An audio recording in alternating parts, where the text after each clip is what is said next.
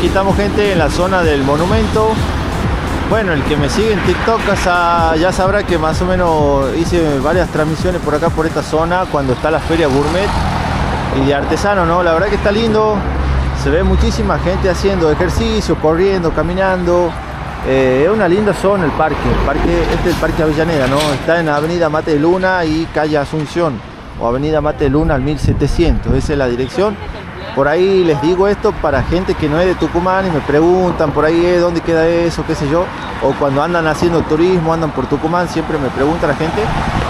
Bueno, voy a hacer volar el dron antes que se haga de noche, porque ya está oscureciendo y la verdad que se va a hacer de noche y quiero aprovechar la luz del día para que salga bien la filmación, ¿no?